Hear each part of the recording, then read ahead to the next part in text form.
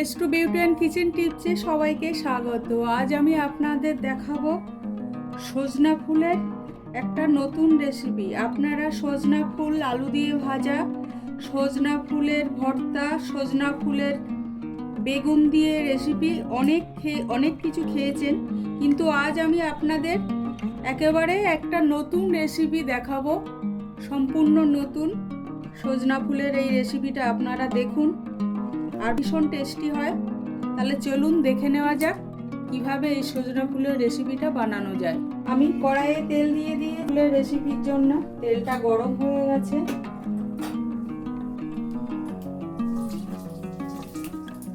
দুটো শুকনো লঙ্কা আমি কেটে দিয়ে দিলাম। সজনা ফুল সাধারণত নিরামিষই হয়। আপনারা চাইলে কেউ পেঁয়াজ দিয়ে ভেজে, সজনা ফুল আলু পেঁয়াজ দিয়ে ভেজে খেতে পারেন। বাসে এবারে আমি 1 চিমটে ফোড়ন দিয়ে দিলাম।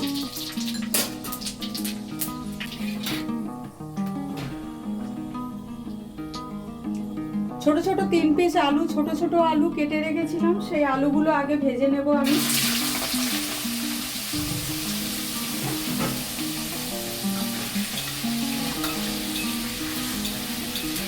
এই সজনা ফুল সারা বছর পাওয়া যায় না, বছরে একটা ঋতুতে, এই বসন্ত ঋতুতেই পাওয়া যায় সজনা ফুল। আর এই এখন সিজন চেঞ্জ হচ্ছে, শীত চলে যাচ্ছে আর একটু গরম গরম ভাব আসছে। এই সময় বিভিন্ন ভাইরাস ঘটিত রোগের উৎপাত হয়, যেমন পক্স।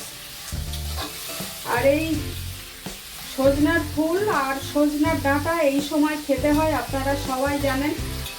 এই সজনা ফুলের বিভিন্ন পদ যদি আমরা করে খাই, প্রতিষেধক হিসাবে, এই পক্সের প্রতিষেধক হিসাবে আমরা এই সজনার ফুল, সজনার ডাঁটা এই বসন্ত ঋতুতে খেতে পারি। একটা অন্যভাবে করছি রেসিপিটা।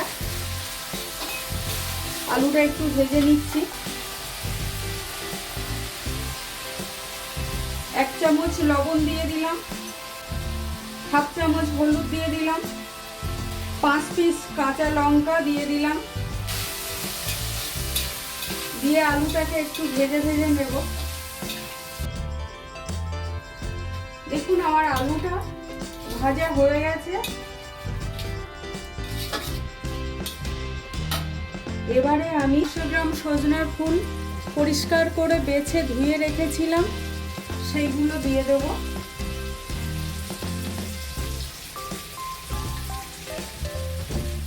ফুল রেসিপি আপনারা সবাই জানেন, আলু সজনা ফুল দিয়ে ভাজা ভীষণ ভালো লাগে।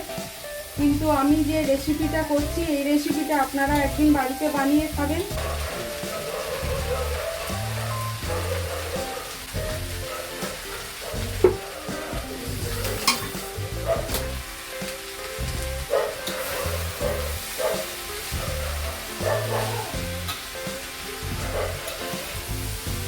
সজনাটা ভাজতেও বেশিক্ষণ লাগে না, টাইম লাগে না, আর মশলাও লাগে না,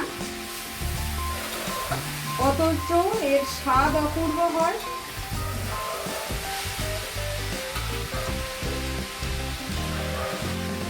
আমি একটু ঢেকে দেব।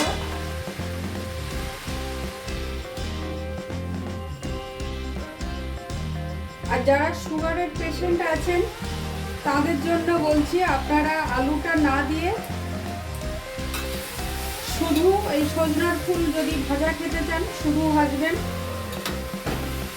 বা বেগুন দিয়ে করবেন, বা আমি যে রেসিপিটা করছি এইভাবে শুধু আলু না দিয়ে এইভাবেই করবেন। আর আপনারা চাইলে একটু, যারা মিষ্টি খান তরকারিতে, তারা চাইলে 1/2 চামচ চিনি দিতে পারেন, কিন্তু আমি চিনিটা দেব না। আবারও বলছি, সজনা ফুল ভীষণ উপকারী এই বসন্তকালে। একদিন যদি এই বসন্তকালে সজনার ফুল খাওয়া যায়, তাহলে অ্যান্টিপক্সের উপাদান হিসাবে কাজ করবে। আর একটু ঢেকে দেবো, বারবার নাড়াচাড়া করব।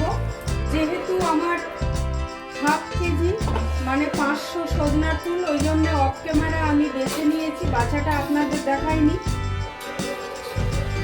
কিন্তু আপনারা সজনার ফুল মানেই ফুল, ছোট ফুল আর ফুটন্ত ফুল সবই ফুল,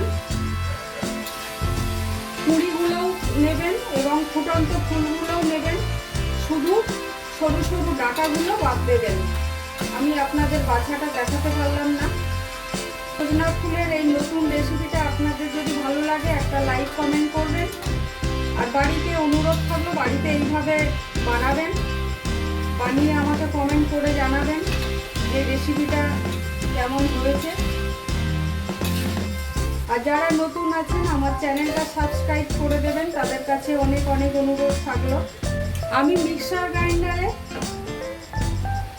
পোস্ত বেটে নিয়েছিলাম 25 গ্রাম মতো পোস্ত, 25 গ্রামের একটু বেশি। সেই পোস্তটা এখন দেবো না, সে মিক্সার গ্রাইন্ডার ধোয়া জলটা, এই জলটা আমি দিয়ে দেবো, দিয়ে একটু ঢেকে দেবো। এই পোস্ত দিয়েই আজ আমি সজনা ফুলটা করছি, আপনাদের কাছে একদম নতুন, আপনি একবার বানিয়ে দেখবেন।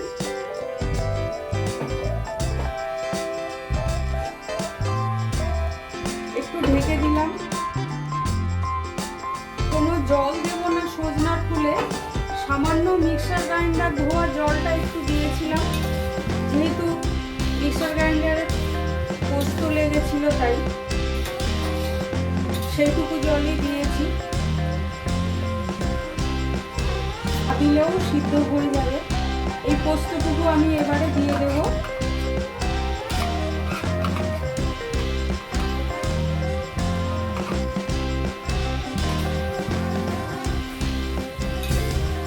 আমি নিরামিষ করছি, নিরামিষ যারা খান তাদের তো কোনো কথাই নেই, যারা নিরামিষ খেতে পারেন না তারা চাইলে একটু পেঁয়াজ দিয়ে ভাজতে পারেন।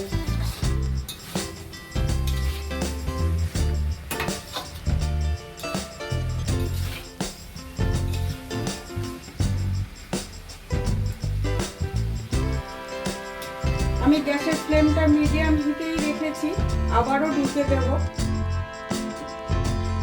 কিন্তু মশলা দেওয়া হচ্ছে না, সজনার ফুলে কোনো মশলা দেওয়া হয় না, ওই জন্য তেলটা আপনারা আপনাদের পরিমাণ মতো দেবেন। লবণ লঙ্কা তেলটা আপনারা আপনাদের পরিমাণ মতো দেবেন। এই সজনা ফুলের পোস্ত দিয়ে সজনা ফুলের রেসিপিটা হয়ে গেছে। ধৈর্য ধরে এই সজনা ফুলের রেসিপিটা দেখার জন্য আপনাদের অনেক ধন্যবাদ। এবারে আমি নামিয়ে নেব, হয়ে গেছে। আপনারা সবাই সুস্থ থাকবেন, ভালো থাকবেন।